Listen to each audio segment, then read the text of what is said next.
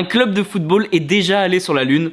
Je t'explique tout ça, c'est une histoire de fou. Neil Armstrong a emmené le fanion d'un club sur la Lune et ce club, c'est celui-ci. Juillet 1969, Neil Armstrong et Buzz Aldrin sont les premiers hommes de l'histoire à se poser et à marcher sur la Lune.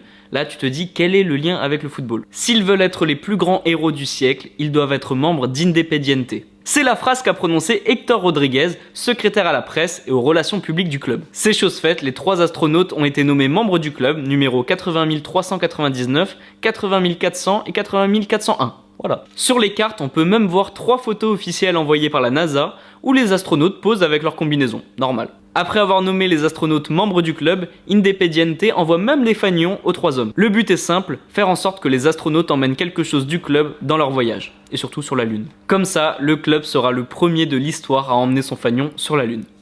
Sympa quand même. Le club a même envoyé les cartes de membres par voie diplomatique aux astronautes, mais pas seulement. Independiente aurait même envoyé la tenue complète du club aux astronautes pour qu'ils le donnent aux enfants. C'est mignon. La légende raconte que Neil Armstrong aurait emmené avec lui sur la Lune le fanion du club. C'est ce que racontent les supporters d'Independiente depuis des dizaines et des dizaines d'années, c'est leur fierté, et en vrai ça se comprend totalement. Les amis, c'est la fin de cette histoire totalement folle. Si vous voulez connaître d'autres histoires ou d'autres anecdotes, n'hésitez pas à vous abonner ou mettre une question en commentaire, j'en ferai une vidéo.